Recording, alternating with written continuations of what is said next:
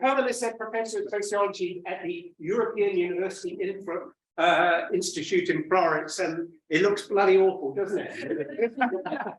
Yeah, and this is of course still associated with Amsterdam. He does a lot on inequalities in and through education, using both comparative and longitudinal perspectives. He's director at Amsterdam Institute for Inequality Studies. He's a member of the Educational Council of the Netherlands, the Onderwijsraad or something like that. I can't quite get that, which is an independent advisory body to government and parliament on education issues. So he's out there in terms of impact. Academic, lots of stuff. For example, editorial board responsibilities with, here comes a long list: European Sociological Review, Sociological Sciences, Social Forces, Research and Social Stratification and Mobility, Active Sociologica, and so on, and all the publications that go with those sorts of things. He's got big projects, including, well, in a sense, what we're going to hear about today. So without further ado, Herman, over to you. Thank you very much for the very nice introduction, and thanks for the invitation to be here. I'm very glad to present my work here at the Social Policy Department. As Stephen said, it's a part of a bigger project, but it's in fact part of even something bigger. I would say it's part of, I hope at least, part of a broader research agenda that I've been establishing over the years in many different projects. So even though this is a COVID paper, it's only, it's a COVID paper that is interesting as such, because it was a big disruption of education in particular, and I work on education a lot, so it's a big concern for many of us. But it's part of a broader question about how a system selects students into different school careers, and now this shock happened, and what happened to that major transition in the Dutch system at age 12, 11. So that's my main concern in this paper. It's joint work with Dilke Slier, who's doing a PhD currently with the data that I will explain later, which is a network database in primary schools, which we can merge to the register data, and that makes this hopefully an interesting paper. Sarah Gever and Thijs Bol are on the faculty in Amsterdam, both of them. And then Carla Halemans is from Maastricht University. She runs the NCO data, which is the registered database that I'm using, and to which we connect this survey data that we collected. So basically, there's a registered database in the Netherlands, which is increasingly used now. It's called the NCO, Netherlands Cohort Study of Education. That's what it stands for in Dutch. And basically what it does is you go to the CBS, Central Statistical Office website, you enter the system, so to say, with, the rest of your internet is blocked, you can only get in there. And once you click on you can just click the variables you want and the years you want them, and out of the system comes a longitudinal database that is usable for everybody. So for the users in that system. So it's really fantastic infrastructure that came about in the past few years. I've been very active in promoting this NCO database. I'm chairing the program committee for this, so we try to also fund additional projects and try to get PISA connected to the database. All these things are hopefully happening at some point. We're not there yet. So this is quite something quite big, I think. So Carla is very much involved in this whole NCO database. So as I said, the broader agenda for me is very much about understanding, let's say, how education systems affect all kinds of things related to education, both in education itself, so the schooling that people are able to achieve. So we want to optimize academic performance or educate people well, let's say, right, as a system. And in the educational literature, this is sometimes called the qualification function of education. So one of the functions of education is that it qualifies people for different types of destinations, let's say.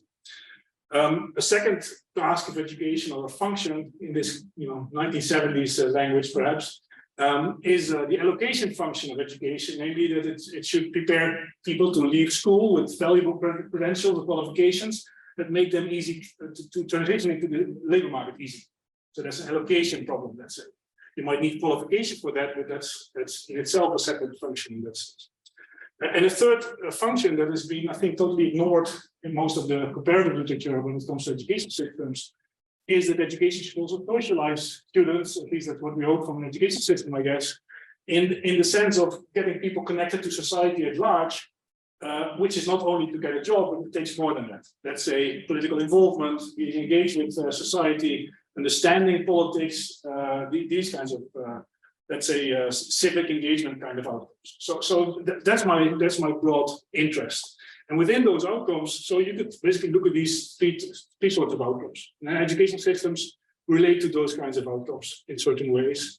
And then two distributional concerns are important. I think one of them is equality of opportunity in particular, like socioeconomic background, migration background, gender sometimes, and issues of efficiency. So how can we optimize, let's say, those outcomes? And you see if you then bring this all together, you get these outcomes here that have efficiency and equality concerns, one could say.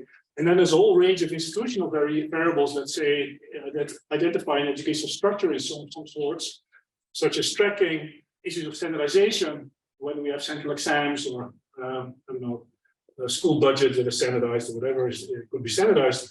And there's a vocational orientation kind of dimension that, and they could all be related to those kinds of outcomes. So basically, my career is just filling this table. I just, like, okay, there's this, I'm very much interested also in the relationship between vocational education and civic engagement. So we know that for the labor market, vocational systems do pretty well, right? Low youth unemployment, but they also magnify, it looks like, differences between education groups in being interested in politics, going to vote in elections, etc. So that's a clear, let's say, policy trade-off in that sense, right? So I try to look at this from an institutional perspective, and then with this paper that is about tracking in the Dutch system, how people move from the primary to the secondary school system in this tracked system at age 12 under COVID. What happened with COVID? So it's about school outcomes, it's about efficiency, but mostly about equality also. And it's about tracking and standardization. Tracking because I'm studying the tracking of the system, but it's also a bit about standardization because what happened in that COVID year, the first COVID pandemic year, 2020, the centralized school exam was cancelled. Those kids didn't go to school, there was no centralized exam. But still, all those kids had to go to the secondary school. So on which basis is this then done, right? Did inequalities magnify the consequence of this? And that's all interesting in itself, I think. And there's tons of studies that look at these kinds of COVID effects by comparing the COVID cohort with previous cohorts. I do the same thing for these outcomes. But on top of that, we have collected data, luckily, coincidentally, in February 2020. So right before the pandemic took place, among kids in that final years of primary school. So we know many things of those kids besides what's in the registers, such as how motivated they are for academic careers, how integrated the parents are in networks of other parents. So do parents know other parents? Do they talk to them? And one could think that those kinds of resources might be helpful in reducing the damage that COVID might have on kids. So that's the broad question. So as I said, there's a lot of studies on that phenomenon. COVID happened, schools closed. And there's this very nice paper by Per Engel and others in PNAS, some Dutch data actually. I think this is, as far as I know, the best study that is out there that studied COVID effects. And this is because we happened to have tests in February and June, right before and after the school closures. So, and that we have for many cohorts, so you can compare this. That's what they did. We see a reduction in learning. Their estimate is that COVID closures were basically zero effectiveness, zero effective. The amount of loss in learning was exactly the proportion of the year that the schools were closed in their calculation. I recalculated their figures with other statistics of what a normal growth would be. I came to maybe 30% effectiveness, so not zero, but 30% effectiveness, 70% loss in other ways. So that's definitely a reduction in learning. But we also see an increasing inequality in learning, right? Especially kids of disadvantaged backgrounds were suffering more than anyone else from those school closures because, theories we might have about why that would be. Theories that are thus far often untested. We don't know much about whether parents have, don't have the digital skills, whether kids are less motivated, didn't have a space to study at home, didn't have a computer at home. All these theories are out there, and there's a call for research on these issues. And we contribute to this issue by looking at those social embeddedness. But more on that later. Okay, so As I said, most of these studies compare COVID cohort, and maybe also later cohorts, because there were more school closures that you know, to the previous cohorts, and many of the studies are out there that study registered data or school level data. So the databases are, I think, over the whole spectrum, quite rich to assess these gaps. So this is a meta-analysis that was done by the same Per Engel and Bastian Bethauser and Anders Bach-Mortensen. I don't know if you've seen this. This was in Nature Human Behavior this year. The working paper came out last year. So basically, they basically collected all these estimates of damage of the COVID effect. We won't go through them. I listed a few of them in yellow, but it's not easy to see. This is the Dutch one, Haarlemans, the co-author of this paper also. Another one of Haarlemans and Engel, the one that I just mentioned.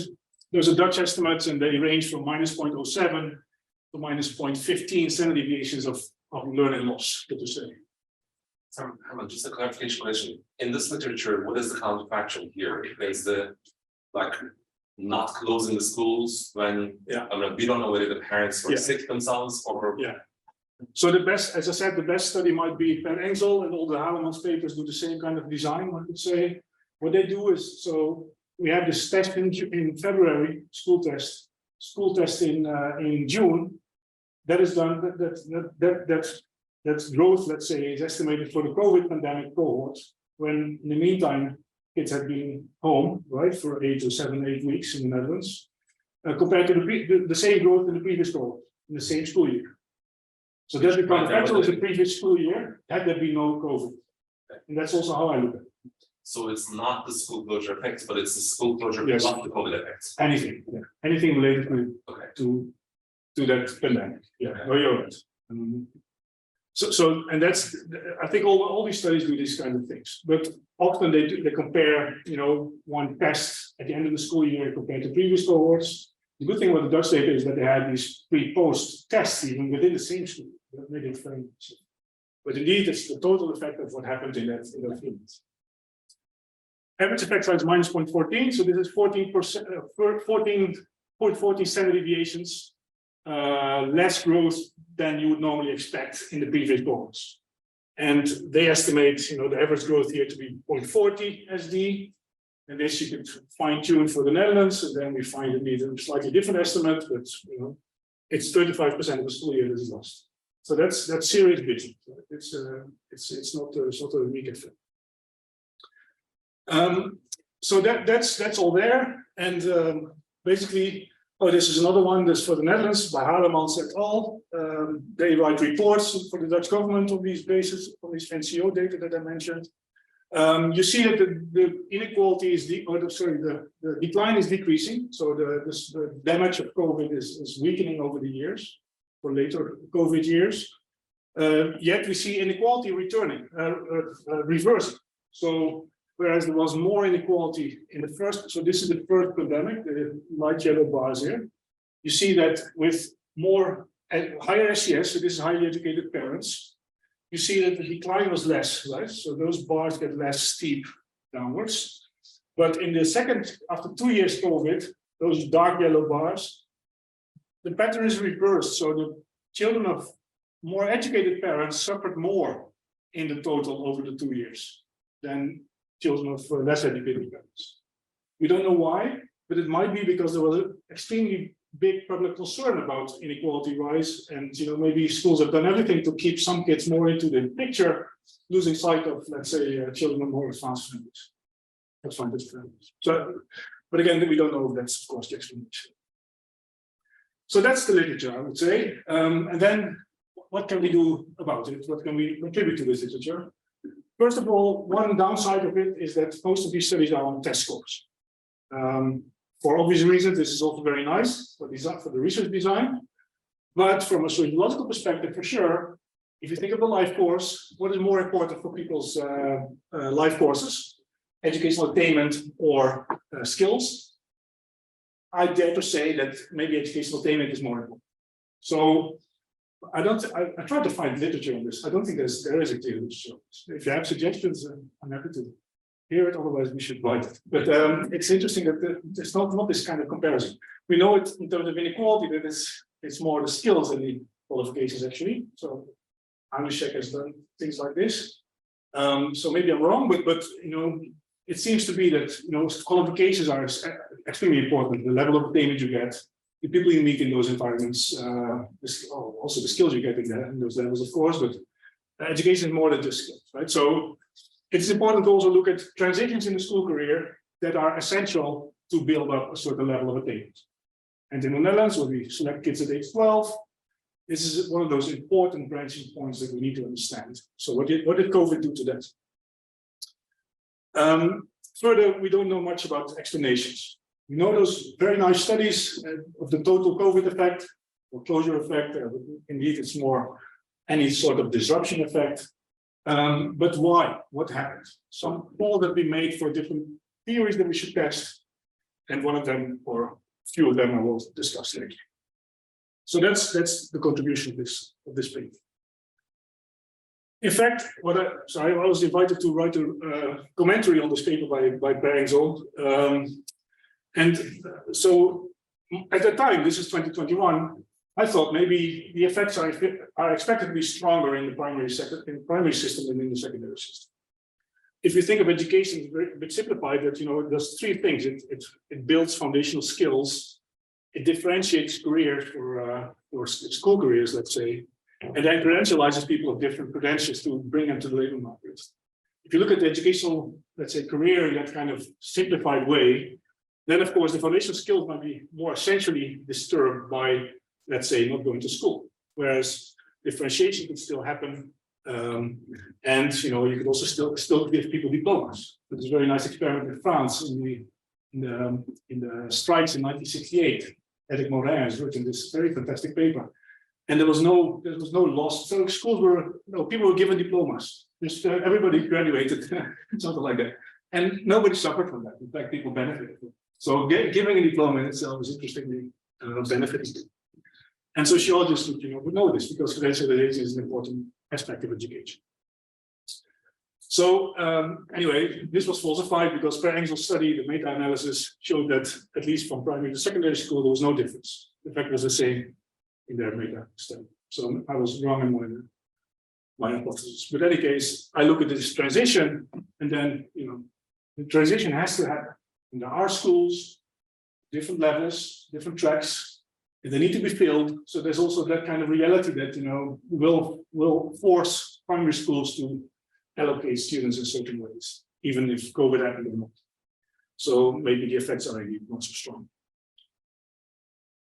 But then those factors that might be relevant, and I think even if the effects are less strong, it's still important to understand more about, let's say, conducive factors to learning or to avoiding the damage of COVID, such as social involvement. So this is a paper that also came out in Nature Human Behavior, where they said, we need to understand more about what happened in COVID in the schooling system.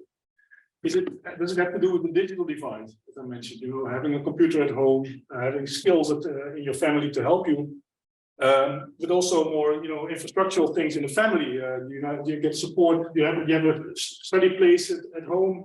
Is there support from the schools? There's psychological functioning.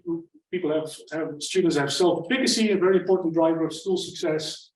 All these kinds of things that might be related to the COVID damage. We don't know much about that, I think, thus far. So, Herman, yes. Sorry. One of the factors that I quote in this literature, just omitted, is basically what's happening with parents. Yes. Primary school and secondary school is, Yeah. are they getting sick? Sick or have to work from home. Work from home. Yeah. So among those factors, where do you locate them? Yeah, that's a good point. I mean, this is a graph from their paper. So that even more sociological understanding, I think, is very well captured. And I also can't work with it much. So, but I mean, if we had known that the COVID thing happened, our question would have been a bit different in February 2019 or 2020. Okay, so as I think I explained, the Dutch infrastructure has a very nice element to it that allows us to study these pandemic effects. Namely, you have register data on school careers, can be combined with parental information on household income from the tax registrations. So it's quite a nice database. And we have these school tests twice per year in primary school, many years. So we don't only have a final school test, but we also have twice a year school tests that are also standardized. They're not done by the school, but they're done by the school, but they're standardized tests. So we can predict what would be the outcome based on the earlier performance in standardized tests. So that's what we use. And that has been used in different papers to study the pandemic effects, as I mentioned. With that unique data infrastructure, it gets even more unique. I hope to convince you. Namely, we have this data that we just collected. It's called PRIMS, stands for primary to secondary school. It's a network data of school children and their parents with a survey of every kid in those schools. We have about 60 schools, I think, with about 1,200 students, but not all of them can be matched. I will show you later. So we have a sample size issue at some point. But PRIMS has not only those information on school careers, but they also have information about different types of embeddedness. And what I will try to argue is that there are two types of embeddedness. One is academic. As a student, you're embedded in the school system. You believe in the school system. You work hard. You show grit. You have self-efficacy, right? These kinds of things. And your embeddedness could be social. Your parents could be concerned about your schooling. They could meet other parents. They might be have a certain network position in the school structure. So that's the kind of indicator you have, but only for the treatment cohort. That's it. Only for the COVID cohort. Should understand. So that makes our design interesting, but we can't say much about the causal effects of these factors. I should be clear about. And this is all state schools. There's no such thing as private schools here, or there. The concept of state schools is a bad concept in the Dutch context because we have asking. Yeah. So we have 70% of the kids go to non-public schools in the Dutch language. So not English public school, but namely, because we have many Christian schools that are formally, one could say private, but publicly funded. Yeah. So the funding is totally public. Schools don't really usually reject students. So in that sense, it's not a private market or these kinds of things as much as you might think. But these are all included. So this is the private sector in the way that you might understand it is extremely small. It doesn't really is of no significance, I would say. Certainly not at this. That's true at both primary and secondary. Yes, yeah. So there are these private schools that have some size, I would say, that are only for the last years of secondary. So if you fail in the secondary, you will go there and pay a lot of money. That's good. So students in the PRIMS data that we collected went to secondary school in the next school year. So after this pandemic closure, after this first wave of the pandemic, we can merge them with the register data at the individual level. And so what we do, we look at two different outcomes. The teacher recommendation that students get, which is a very important part of the story in the tracking system in the Netherlands, and secondary school track level. So the track they really entered after the summer. So we know what their recommendation was before the summer, and we know what their factual enrollment was after the summer, so to say. There's a lot to say about it. I can't explain much about it, but basically, the teacher recommendation is quite essential because schools are very unlikely to accept a student if that student did not get a recommendation for the level. It's in fact basically impossible.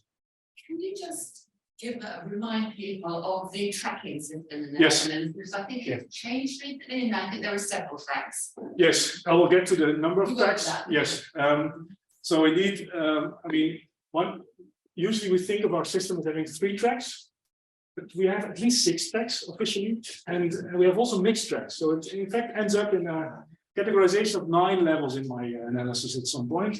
But I'll get to that. But it's important to realize that at this stage, at age 12, so after grade 6, students go to a different school, and those schools will be very unlikely to offer all the tracks. So you choose to a school that, if you're in the, let's say, the pre-vocational track, there's no way you could get a higher level of education in that school. It's just that we're still anything else.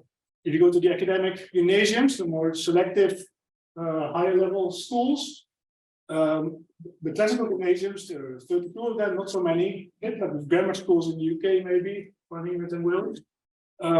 Those, you go for a 6-year program in a secondary school, and there's no way you could, I mean, you could fall down if you don't perform, but not in that school. So you have to go to a different school. Right? And then there are schools that have mixed tracks. So I mean, they offer multiple tracks, but the tracking system has become, the schools have become smaller and smaller over the years. Actually, so the tendency is that policymakers and politicians are concerned about this. They want broader schools, and now Amsterdam tries to stimulate schools to become broader, but it's not very effective, and it doesn't happen because there's always this parallel system that has tracked schools that are single track schools. So I have a paper in the British Education Research Journal last year, 2 years ago, on this particular Dutch system. Okay, so teacher recommendation is very important, and usually what happens is that teachers give a recommendation, then the school test happens, and then the recommendation is adjusted based on the school test, or not. That's how it goes. So the final test, the standardized test, is part of the, let's say, recommendation process, but it's not the only piece of information. The teacher can also have other pieces of information, earlier performance, I don't know, bias, obviously. So there could be all kinds of things going into that recommendation, right? So, but it's essential. It's not like some free-floating recommendation and parents can decide what to do with it. No, it's really binding in that sense. If you think of the German debates, Bundesländer differ in how binding those recommendations are. Well, this is binding. Binding plus a test usually, except for this COVID year when there was no test. So what I do is I calculate for an individual what is the predicted pandemic effect for that individual, based on students of the previous cohort, with exactly the same performance in the same schools, with the same social class position, and the same gender. So that's let's say the counterfactual is that student that is identical in those characteristics of previous year. Of the previous year, including their earlier performance of the 2 years before that final year in primary school. So everything is, I'll show you more about this one. So calculate the individual pandemic effect. That gives us an estimate, let's say, in the same vein as this Engel et al. Or this Wethauser et al. Review paper, where there's another estimate, let's say, but now on a transition rather than on school tests, right? And then I can connect those the pandemic effect to those indicators we have collected in the survey, namely various sorts of embeddedness, academic and social. And then we look at embeddedness as moderators of socioeconomic backgrounds, not migration background. That's dropping off the table, it looks like. Just type it. By the way, Duke and Sarah just published a paper in Social Networks on these data. So this is the first publication with the PRIMS data. So if you want to know more about PRIMS, that's the way to do it.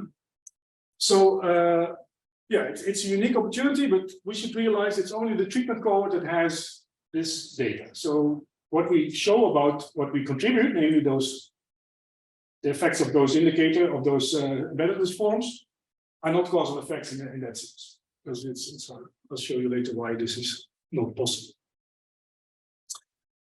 As I mentioned, I looked at embeddedness as in two forms, academic and social. If there was an audience of educational scientists, they might hit me, because it's not. I mean, there's a whole literature about what we consider as academic embeddedness. That has a whole literature on itself in education science when it comes about student grit, self-efficacy, let's say the psychological constructs that contribute to learning.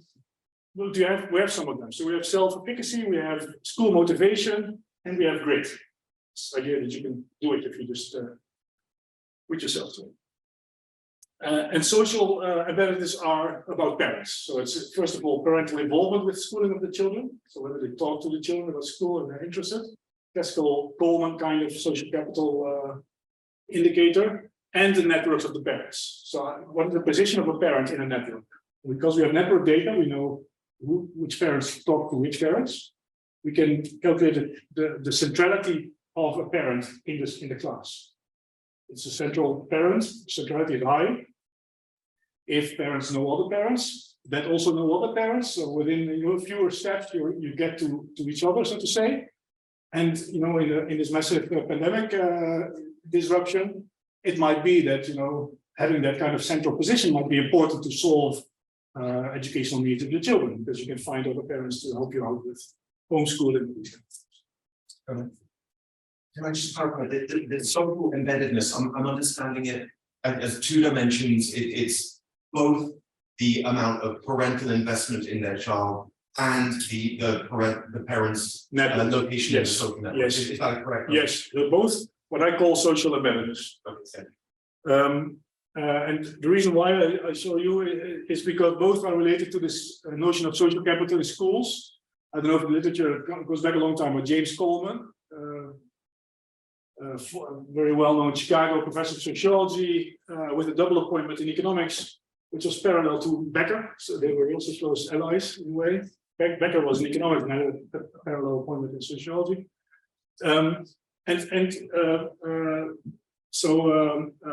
James Coleman has run this fantastic famous study in 1960 already about inequality of educational opportunity, where he showed that much of the variation happens within schools and not so much between schools. Sorry, are you using embeddedness in the social sense in the central zone network as kind of an intensive measure where you are more centered, you're better? Yeah. Or you're more outside No. center, it has less influence, or would it, can you just elaborate on it? How do you use it? So what we have, I mean, I'll talk a bit about the measurement, but we have a measure of centrality, which is degree centrality in a network statistical sense. And the more central a parent would be, is the hypothesis, the more, let's say, the easier it would be for that parent to solve educational needs of the child. So less, the lower would be the damage of cohort. That's the hypothesis. Will you be showing in data? I will show effects of those measures, yes. Not the first stage. No, I don't have it. So, I should ask Duke about it. This is what Duke did in the paper. She's a network analyst, more than me. So the capital is interesting, and it's also about this intergenerational closure. That you have parents that know each other, and that helps to enforce norms, give information, all kinds of social capital effects that might result from it.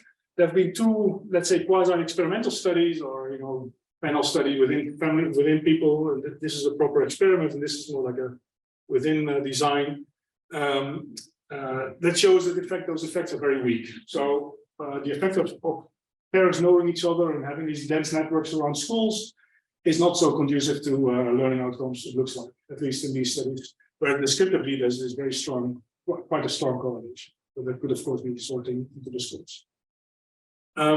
So the question is now, but maybe in a pandemic it might matter more, right? This is a disruption. You need networks more than ever, right, to solve educational needs. So that's the idea. So first we establish the pandemic effects in a pretty similar way with the counterfactor of the previous cohorts. Then we have the correlations of those embeddedness with those estimated size of the so the estimated size of the individual pandemic effect is correlated to the indicator of embeddedness, and then we moderate it by social class. So for which social classes, socioeconomic groups, are those embeddedness indicators more strongly correlated to schooling effects of the pandemic. So yeah, we could say this is the design. We have an interest in the relationship between socioeconomic background and schooling effect. This one could say is causal, in the sense that, I mean, the pandemic effect is estimated causal in the way that other studies have done it in a causal way. I mean, I don't know if that's causal, but I don't think that authors should be the ones to say causality. Academic embeddedness and social embeddedness is, let's say, kind of directive relationships, arrows B, and then arrow C, the red arrows are the mediation or the moderation effects. As you see, I don't study indirect effects. I don't study mediation. And I think I can't. Let's show you. So then to the research design in terms of data. So we have this is how to get from a large n to a small n. So we have 180,000 students in a cohort around, right? So that's the population data. This is the registered data.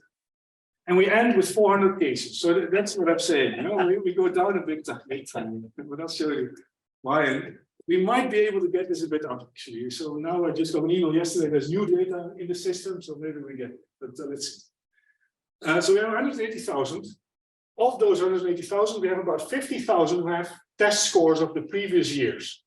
So this twice a year test of 2 previous years before grade 6, grade 4 and grade 5. I need them to get to the counterfactual, right? We need to predict what would be the expected outcome for somebody, and we need school performance in there. And because we don't have the standardized tests, we have to rely on the previous school years. So that's why we lose quite a bit of cases, right? Which are these 50,000? These are the ones of kids that are in schools that have been willing to collaborate on uploading those data to the system, because they're not obliged to do so. And so in the paper, there's lots of t-tests of distributions, whether this is a bit of a reasonable sample. And that's pretty okay, actually. Another restriction is that we only use one test. Even if it's a standardized test, there are multiple parties offering those tests. The schools can decide which one they take. So it's some sort of a market system of standardization, a very interesting phenomenon. But we take the biggest one, CITO, which is maybe something you might have heard before in the Dutch context. CITO tests are the final school tests that are most well known. They cover about 60% of the schools. So that together drops down, the N from 180,000 to 50. So that's 50,000, still interesting. But with those 50,000 cases per cohort, we can study what's within the red circle here, the pandemic effect, just like previous studies have done. We have it for the pre-COVID cohort and for the COVID cohort. And what's within this red dotted line, we study basically the expected outcome for an individual based on this cohort. We subtract it from the real outcome, or the real outcome minus the predicted outcome, and that's then the different score is basically the pandemic effect, right? So that's the red system of the data. So then for this cohort, so we leave this cohort out now, we have estimated for every individual child the expected outcome and the real outcome. So we know the COVID damage, the estimated COVID damage per individual kid, right? And again, in this red system here, this is for kids that have the same test score in the previous school years, the same socioeconomic group, and the same school. So there's school fixed effects in this one. I will show you the mathematics later. So, but then we go turn to the green. So we have this pandemic effect for an individual, and those we can merge to the PRIMS cohort data, the one that we collected ourselves with 1,200 cases. But because this is of course a subsample of that population, and we lose quite a few cases in this step from the schools that offer their data, the overlap is only this 402 cases. That's how we go back from 180,000 to 400 cases. It's a pity, but that's the way it is. And hopefully we'll get up to maybe 600, but that's going to be it. Okay, so this is the database, right? That's how we work. And then, so from those SEO, we have the schooling outcomes, the parental education, household income, migration background, and gender. We have the LVS, just explained that. So go down to 400 cases. So this I think I also explained. So now let's go to the model. So basically, to establish the pandemic effect, step 1 of the analysis, we have this cohort 0, the control cohort, by class. We do it separately by social class. We have a model that predicts the outcome, the level of recommendation or the level of enrollment in secondary school, which is a function of their performance in previous years at the individual level, their gender, and their school fixed effects, right? And we do this separately by class. It's important because then it explains why we can't do the mediation. So for cohort 1, we can then predict what is the cohort 1 outcome for a student given their performance, their gender, and their school. Basically, that's the same performance, the predicted outcome, the counterfactual outcome, as the previous cohort with the same covariance, right? And then we have the pandemic effect, delta, which is the difference between the real observed outcome for cohort 1, the pandemic cohort, minus the expected outcome for that cohort, right? That's the pandemic effect. I think this is pretty similar to many other studies that have done this kind of thing. So now why I can't mediate, because this model I need to do by class separately. Otherwise, if I do this, if I put class in here as a predictor, or if I would want to put class in here, I will get to that later, and I would want to do it by class. The problem is then, of course, the residual. So if you then take the average, let's say the predicted outcome of an individual, using this kind of method, if you don't do this by class, yeah, the residual, so class will be a correlate to the residual. So then, if you find then that some kids are doing better than your model prediction would be, it could be because they're from a higher social class. And so we need an error term that is 0 for each of the subgroups. Otherwise, we can't split out the analysis by subgroup, basically. So as soon as we want to do it by subgroup, by SES, we need this estimate that is not confounded by social class in that sense. So that's why we do it by class differences. I had a long discussion with a couple of economists about this.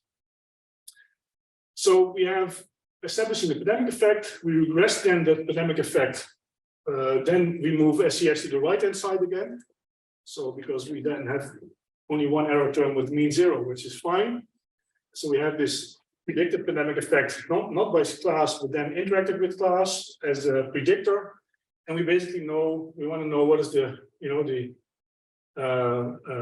the outcome given the earlier performance, the earlier expected outcome in the previous cohort.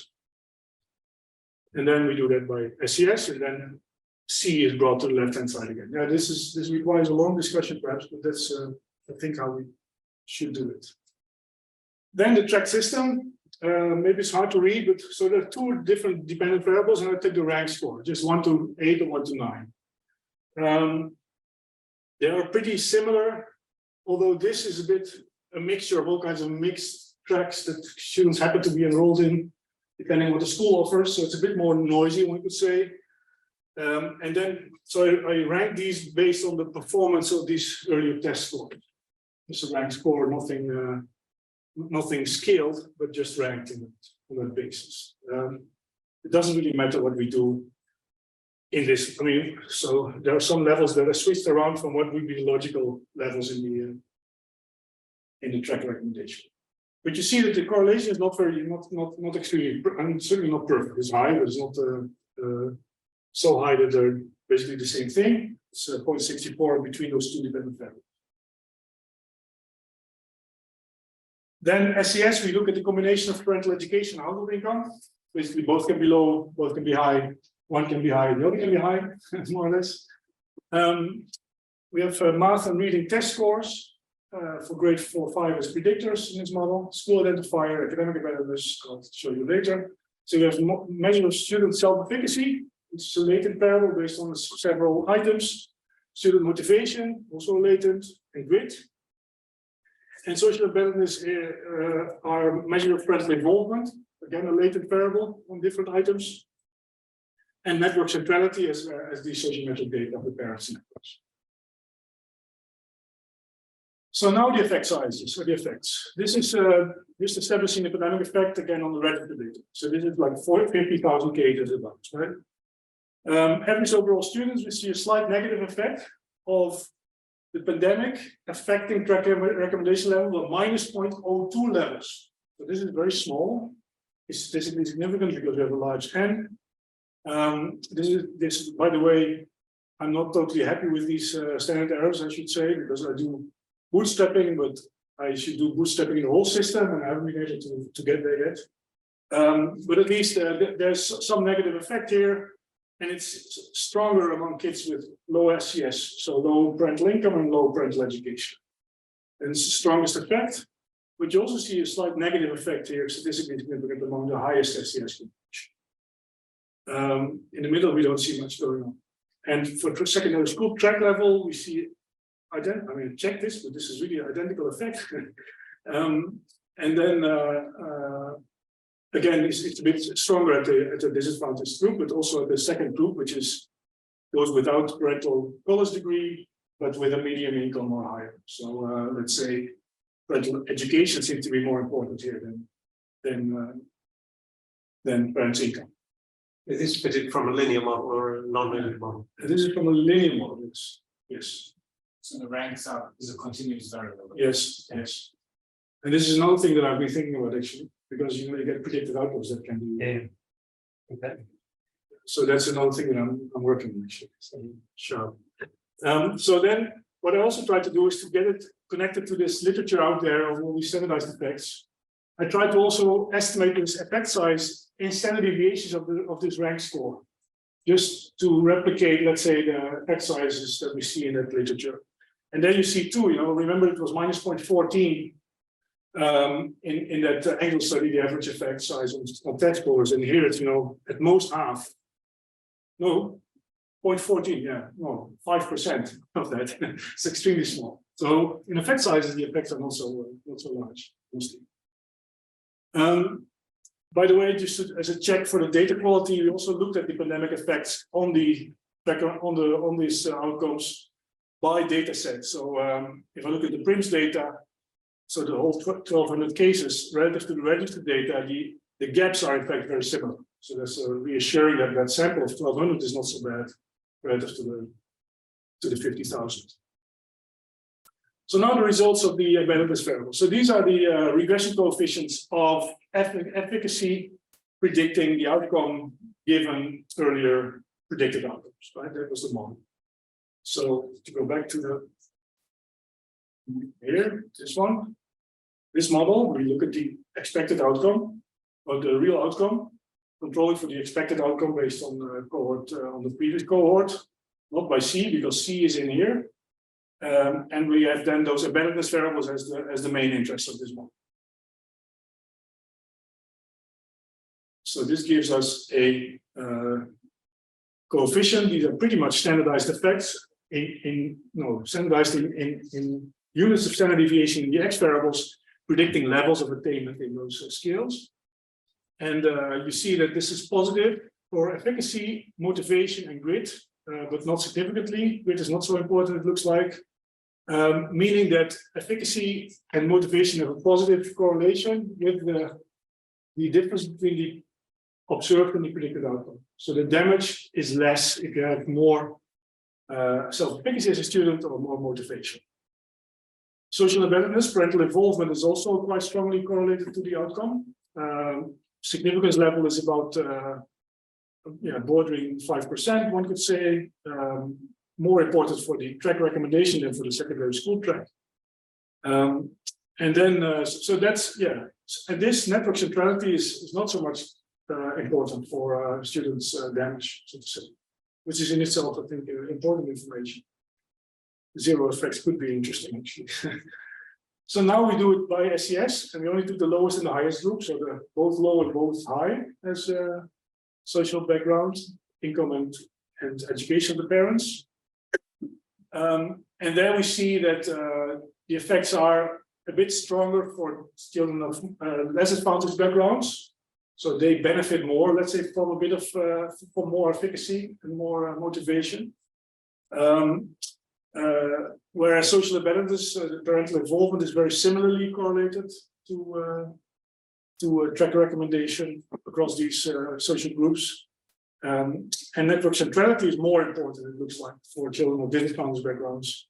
And this is also in a statistical sense, also in this case, at the track enrollment level, is also the case. So importantly, social embeddedness, parental involvement seems to be more important for children of higher social backgrounds, and network centrality seems to be more important for children of lower social backgrounds, at least in the secondary school track enrollment. So that's in itself, somewhat of a, let's say, a finding that needs more thought of, from the social capital perspective. Yes, so I think these are the most central findings now. You might have said this, the different social classes tend to concentrate in different schools. So like working class schools, middle class schools. Yeah, so I mean, there is definitely segregation across schools. In fact, so it depends a bit where you look. I mean, this is all Netherlands, right? So in the big cities, it can be quite strong. Yeah, so I don't do anything about selection into schools much, in the sense that, as I said, these are correlations, and we don't know if this is caused by, let's say, selection into schools. This is definitely a possibility. We're just thinking about network relationships and things like that. So, Yeah. When there's social, so working class community. Yeah. No, it's an important point, actually. Thanks. There is this long time ago. Steve Morgan wrote a paper with August Sørensen. It was his PhD promoter. Back when so this is 1999, the paper, where they looked at networks that could have different effects across different social classes, in a sense. Namely, this whole Coleman idea of networks that are dense around the school might be important for some schools, but in other schools you might want to be outside your school's network. Right? If you're in a disadvantaged neighborhood with many parents around school who don't believe much in schooling, a dense network would be less conducive to learning, actually, than in this, Catholic school, that is the Catholic school effect that is in the US so central in this literature. So, we tried to test this with, the social education paper with Sarah Haven. We tested this a bit. We didn't find much of that evidence. So it looks like the social class, network effects are, in that paper at least, not so different. But it's definitely an issue that we need to address in the discussion section, I guess. Okay, so I should really round off now. The effects of the pandemic on the transition outcomes are less strong, I think, than our test scores. If you look at the total pandemic effect in effect sizes, very small. And also the effects do vary by individual SCS somewhat, but the effects of embeddedness are perhaps more important to look at because they might be somewhat similar across social classes. Yeah, we didn't look at the effect sizes, but some of them are not so weak actually. So one standard deviation of change in social embeddedness raises the levels almost by maybe 3/4 of a level, right? So this is not nothing in that scale from 1 to 9. So that's definitely not negligible. So it's up to the audience, I guess, to decide how strong is the effect. But it is an effect size that is not as weak as we, in this effect size of the pandemic effect, the total pandemic effect shows the effects are very weak. These effects are, I think, stronger and more interesting, actually. Academic embeddedness seems more relevant, at least over the whole board. Self-efficacy of students, motivation, not so much grit, by the way. Interesting, because there's a whole literature about grit emerging that is so important and crucial. It's maybe also hard to disentangle all those variables conceptually, but it sells books, though, doesn't it? Maybe that's it. So, but I just wanted to emphasize that grit is not so important as you would think. And then these social capital effects. Network centrality being more important for low SCS students, and parental involvement being more important for high SCS students. I think this is still somewhat puzzling, and we need to think about this in the literature on social capital. And I invite you also to help me think about it if you want to. Great, many thanks. I haven't been asking questions, so right along, Johan, and then Berkay, and then Margaret. Thank you. Thank you so much, Herman. I got a lot out of this as someone who doesn't do ed policy. It was also, I really appreciated in the outset the heuristic framework. That was a really helpful way of synthesizing a bunch. So thank you for that. My question is about the parental involvement. You were just when you concluded today's talk was to draw our attention to the size of the effect. I was surprised looking at the parental involvement results, not just by the size, but also that it was so much more volatile than the other effects you described. So it was volatile both in the sense that it was the only one that in one subset analysis had a negative effect, but it was also just much more imprecise than all of the others. I was hoping you might just be able to reflect on what. Yeah, I thought parental involvement was going to be the clear, the very clear effect, and it wasn't. So I was hoping you might just reflect on Yeah, no, it's a good point. Indeed, the effects are quite imprecise. I should have said that these are circular equation models. So we have a measurement model underlying those concepts. That holds for everything except network centrality, which is a network construct. So this works differently statistically. But so with grit, motivation, self-efficacy, parental involvement, we have several items for each of those skills that are then put in the measurement model that has measurement error, after which we estimate our effects, right? So these models take account of measurement error in a way before the effects are shown as I showed them. So I have no idea why the effects are so large, and the standard errors are so large. But it's an important point that we should address. Not much something to say about it, I think, at this stage. Sorry. Perfect. Well, thank you so much. Super clear, super nice paper. So enjoyed a lot. Can I just push you about being cautious about network centrality hypothesis as a construct? Because your main premise is the more of it is, or the more central of it is a good thing. For gathering information, I understand it. Or you're making certain assumptions about being in the center of the network, bring some advantages to parent, like to children and parents. During the COVID pandemic, two things happened. One of them is basically that school did every efforts to make the information diffuses to the children around coming to the school. So everybody's on WhatsApp groups, parenting WhatsApp groups.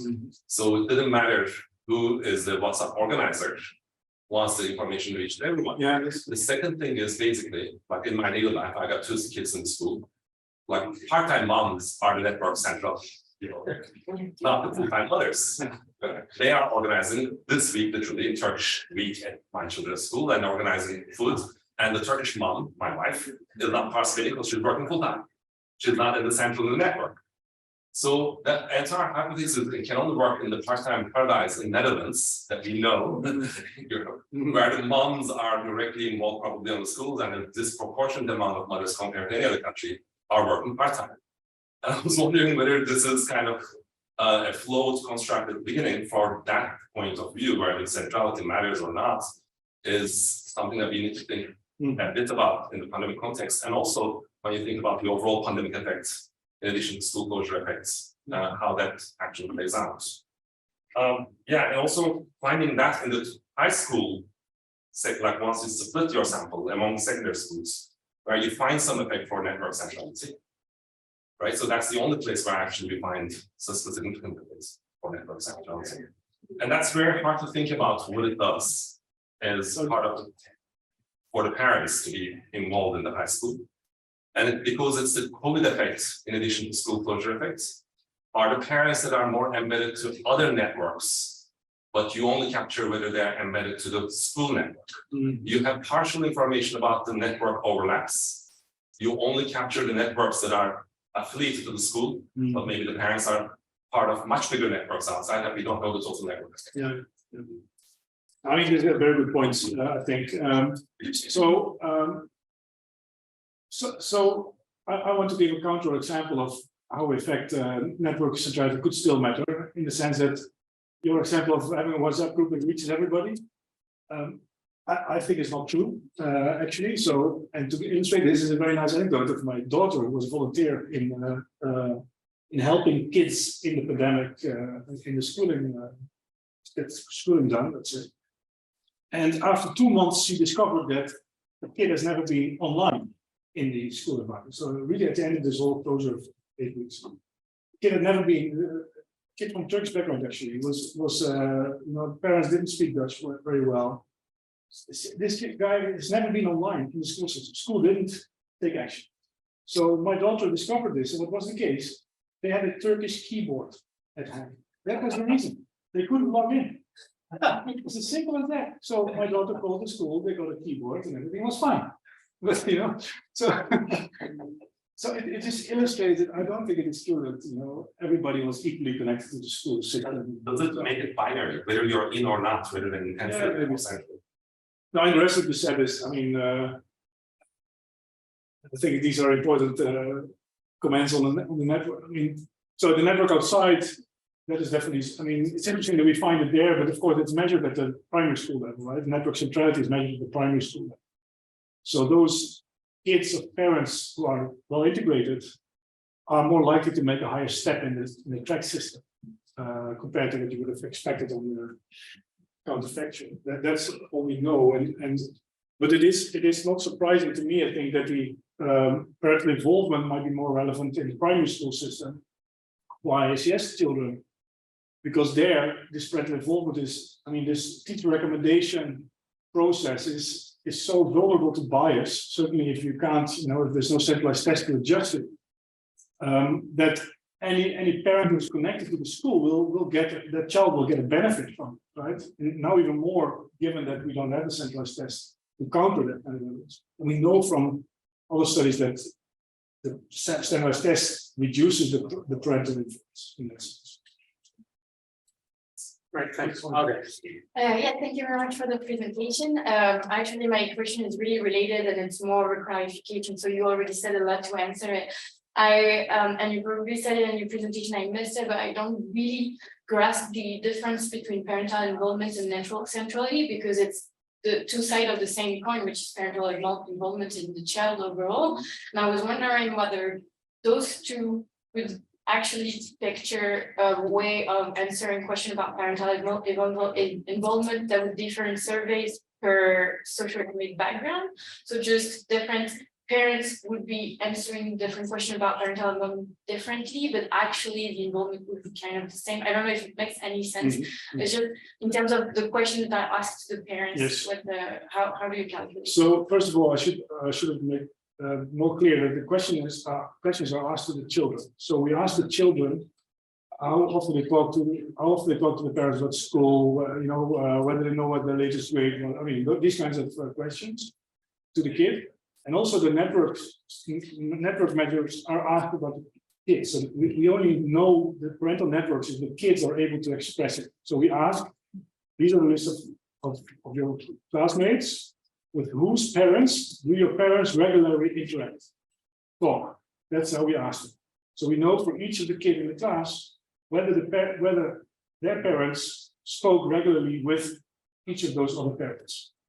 And then you have this whole network. And of course, we have those other kids in the class as well with their own survey, right? So we know also what the network, something that we haven't done yet, but I thought was maybe also relevant. My golfers, I don't think they're there yet.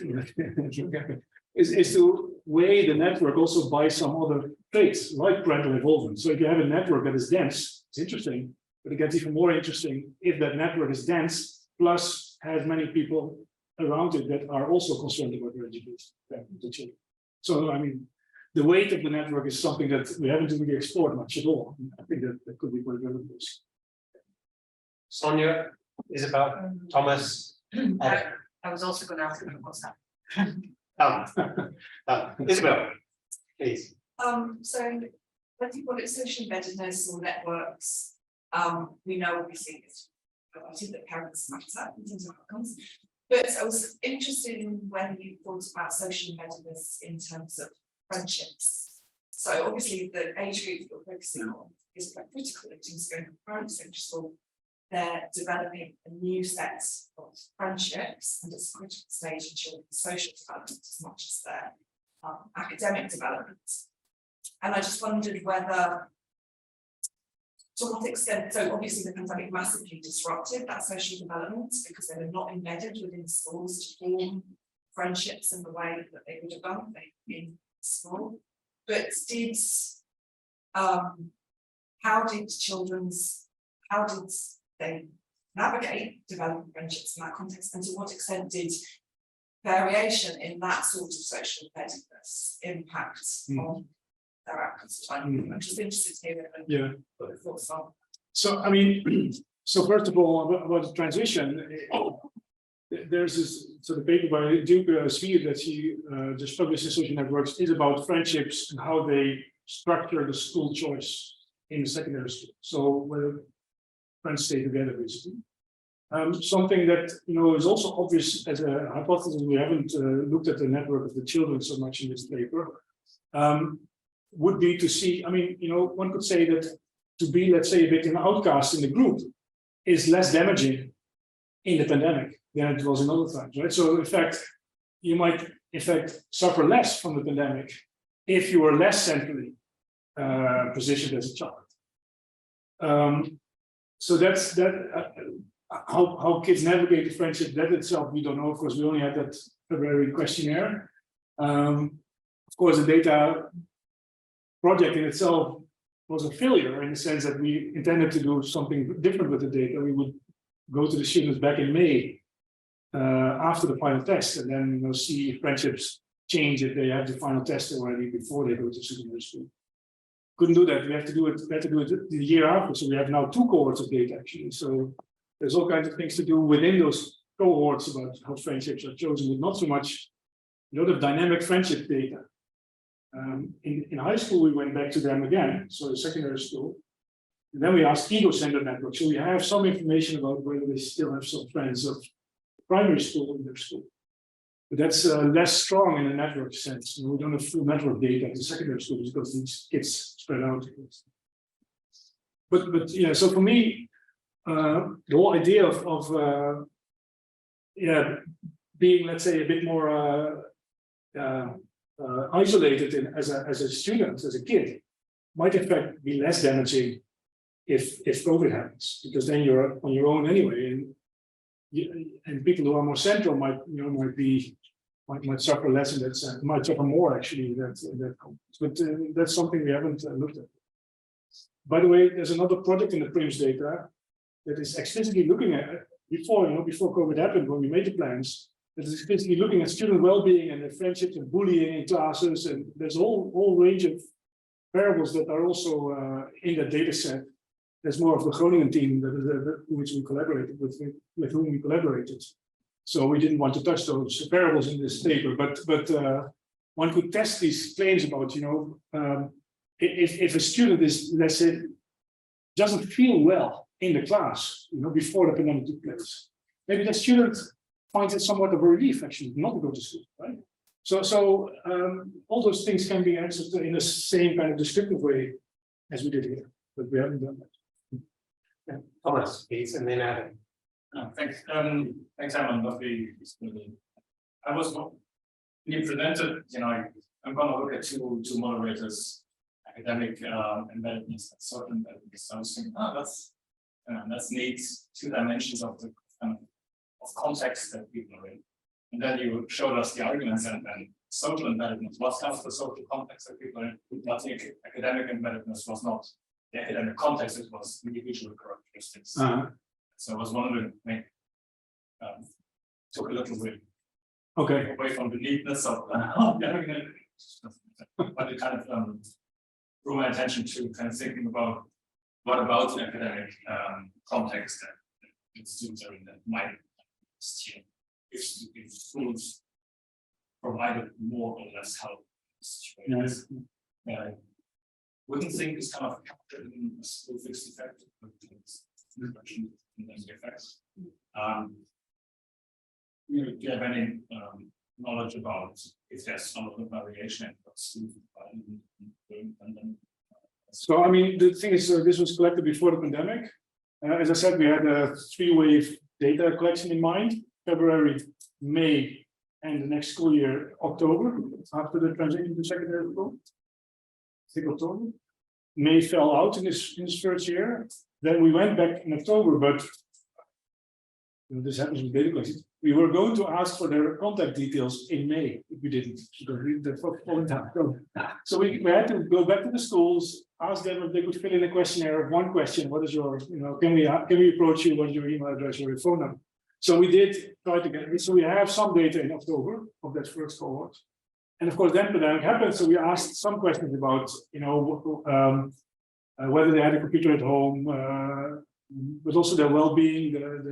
And in fact, the well-being did not go down as much as other studies have suggested. So at least, the disruption of the transition did not do much to these kids, it looks like.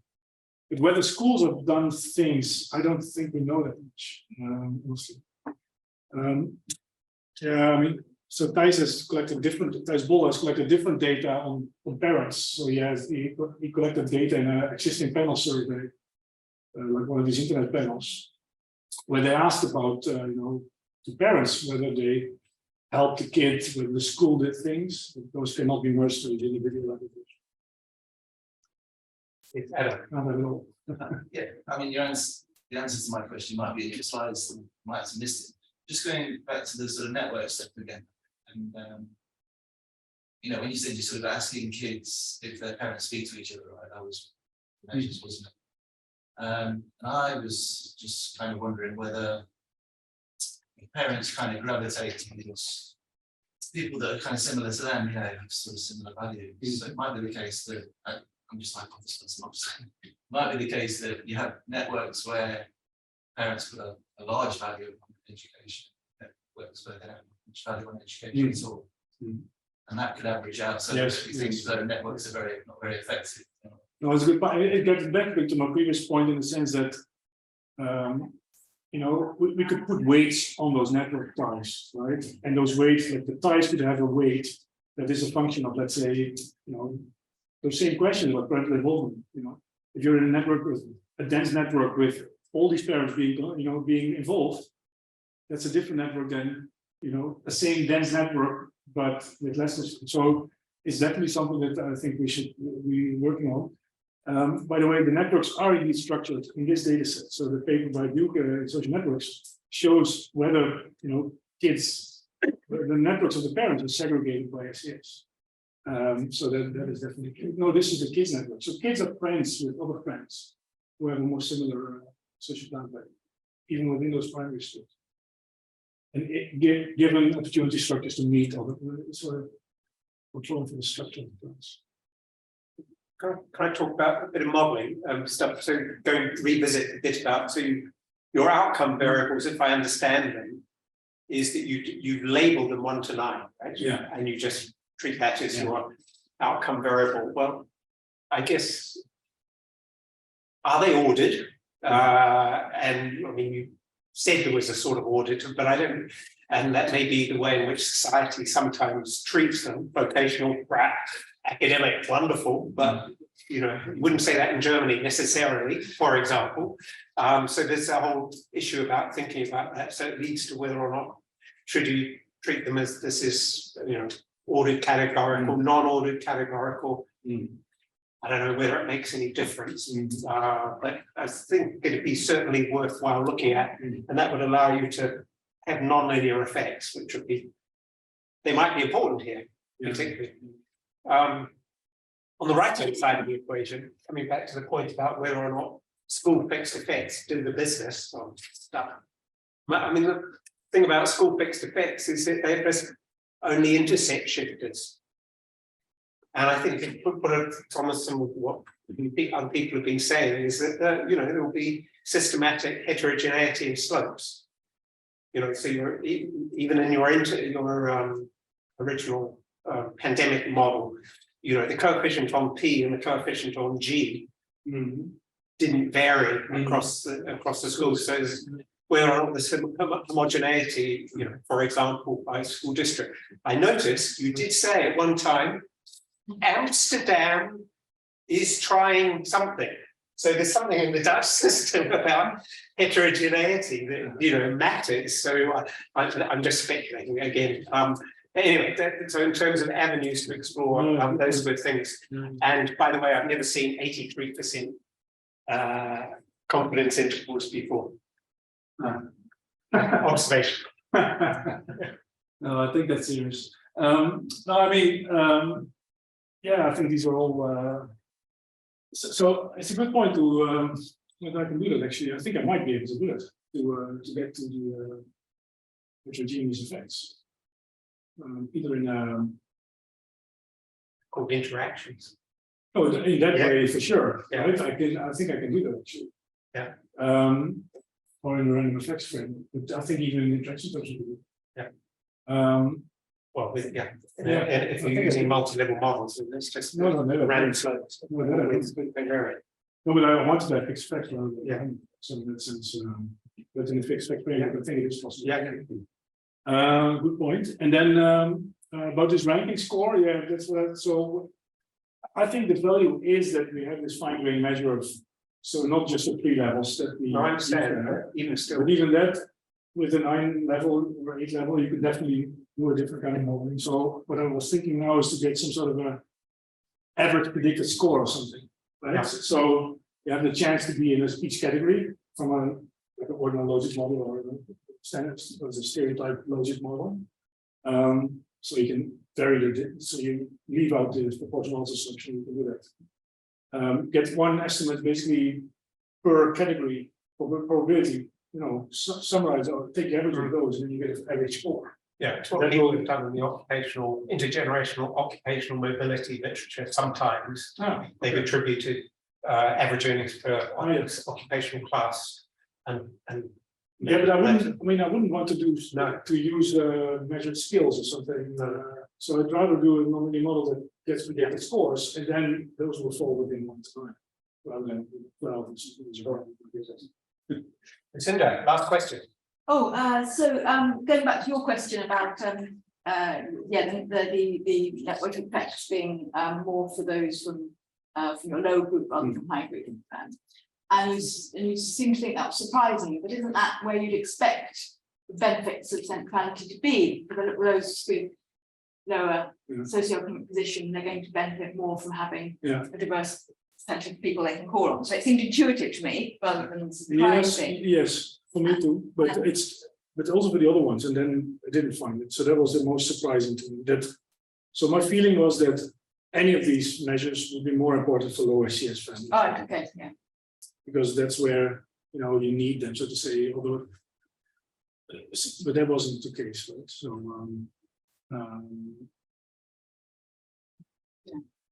so that's why I was surprised.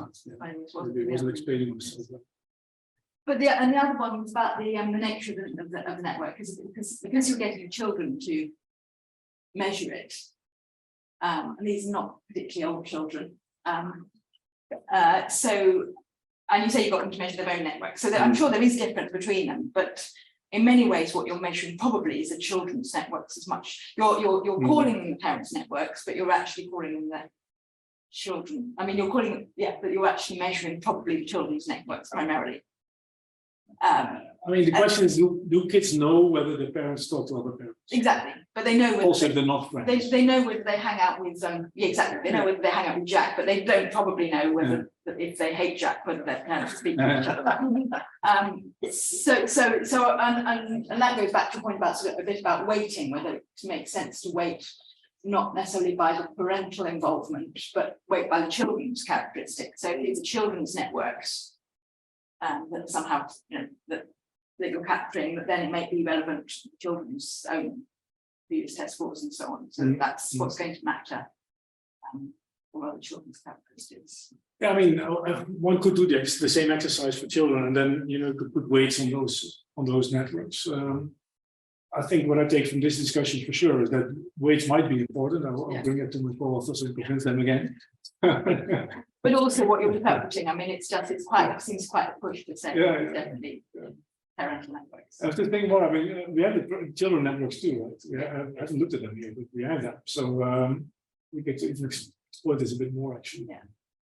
I think, I don't know why, but maybe this will end up in Lucas' thesis, and this is not part of his thesis. I don't know. These things might happen. I forgot about it. See if you can replicate it. I mean, children's centrality might be also quite important. But maybe in the reverse way, as I just explained, kids who are a bit isolated will effectively not suffering so much from the pandemic, not going to school. That's where the weighting comes in, because if it's children whose centrality might matter if they're connected to children who have very strong academic performance or. Thanks. So can I just tag along very quick question? I think this first question is incredibly important because I want to see that your explanation said the children's being outside the network might benefit them during the COVID pandemic, but not the parents. And if they are correlated, you want them to be in the same direction. Exactly. No, I mean, I'm not sure if I want it. Theoretically, I don't think it. No. Theoretically, I don't think they should work in the same direction. Why not? Because for kids it could be very different. It could be attractive not to go to school if you're isolated and less, right? And for parents, this is very hard to imagine that kids would benefit if the parents are connected to them. Where would that be the case?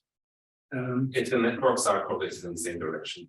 if the children are declaring what their network friends are also reflecting the what the parents. Okay, if the children's networks were, let's say, a validation study of the parents' networks, then they might have to go into the same direction, but it would only support the view that what I measure is children's network.